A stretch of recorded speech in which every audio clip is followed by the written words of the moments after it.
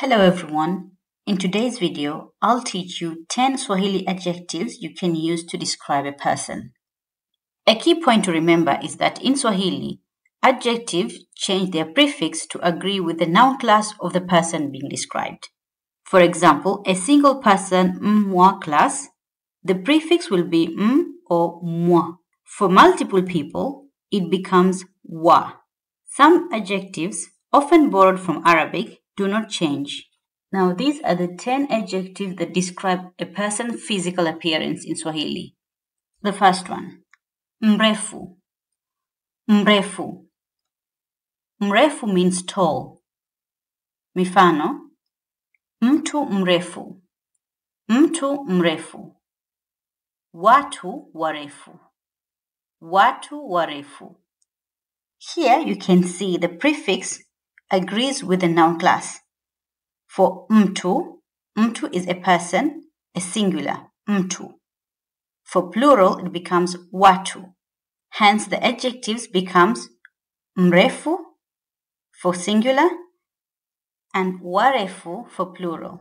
So, mtu mrefu, a tall person, watu warefu, tall people.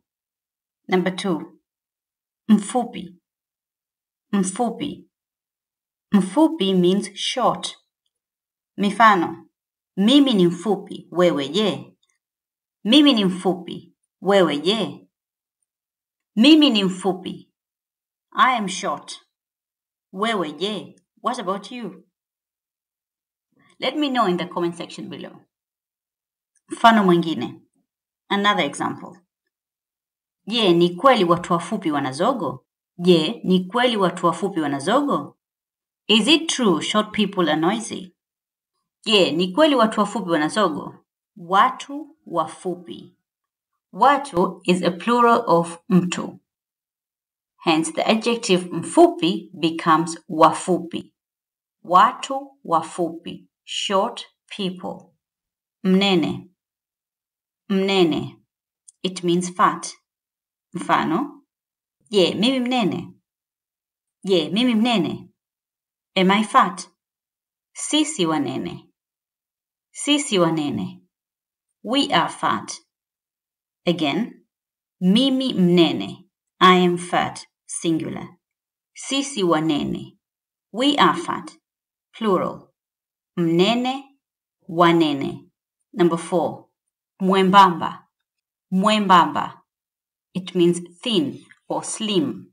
Mifano, mwalimu wetu ni mwembamba sana. Mwalimu wetu ni mwembamba sana. Our teacher is very thin. Mwalimu wetu ni mwembamba sana. Wale ni wembamba. Wale ni wembamba. They are thin. Wale, they, wembamba, thin. You can see here the adjective mwembamba changes to become wembamba for plural. Number 5, mzuri. Mzuri.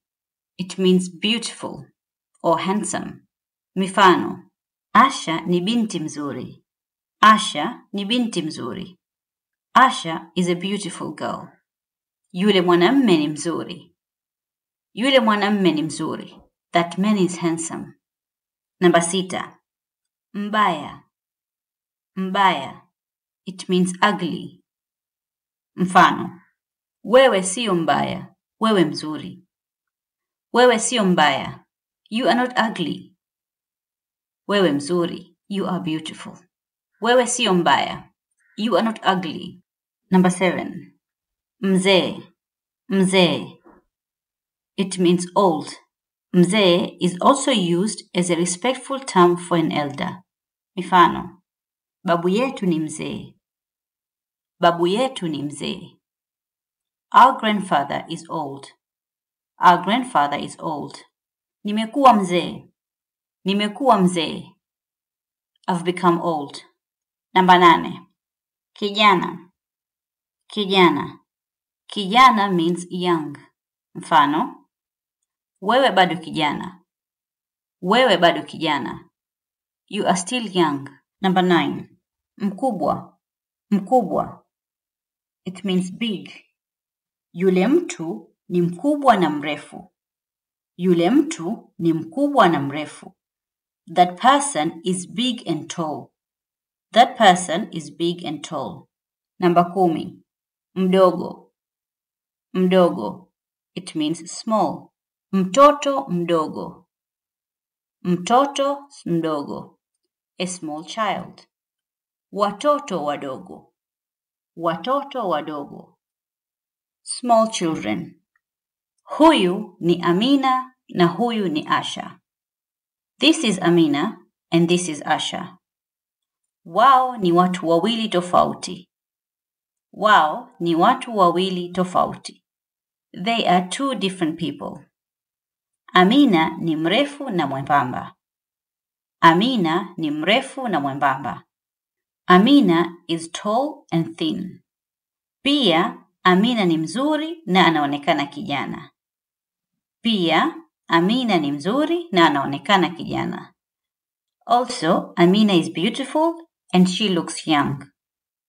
Asha ni mfupi na mnene. Asha ni mfupi na mnene. Asha is short and fat. Anaonekana mzee kidogo.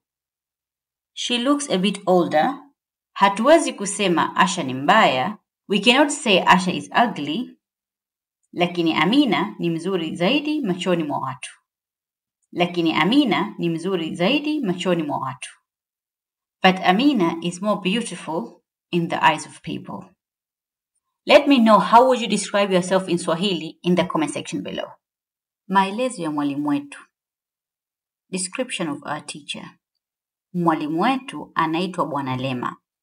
Mwalimu wetu anaitwa Bwana Lema. Our teacher is called Mr. Lema. Yeye ni mtu mrefu kiasi na ana mwili mwembamba. Yeye ni mtu mrefu kiasi na ana mwili mwembamba. He is a man who's moderately tall and slender. Uso wake ni mviringo na mpana. Uso wake ni mviringo na mpana. His face is round and broad. Ana nywele fupi na nyeusi. Ana nywele fupi na nyeusi. He has short and black hair. Macho yake ni makubwa na meusi. Macho yake ni makubwa na meusi. His eyes are big and black. Pua yake ni ndogo na anatabasamu zuri. Pua yake ni ndogo na anatabasamu zuri. His nose is small and he has a nice smile. Bwana Lema huvaa miwani midogo na maridadi. Bwana Lema huvaa miwani midogo na maridadi. Mr. Lema wears small and stylish glasses. Here are the key adjectives in this passage. Mrefu, mrefu, tall, mwembamba, mwembamba, mviringo, round or oval. Mpana, wide or broad. Fupi, short. Here we're talking about the hair. Nywele fupi, short hair. Mtu mfupi, short person. Nyeusi, black. Makubwa, big. Again, we're talking about eyes. So, macho makubwa, big eyes. If it were a person, mtu mkubwa, a big person. Ndogo, small. Midogo, small. Maridadi, stylish.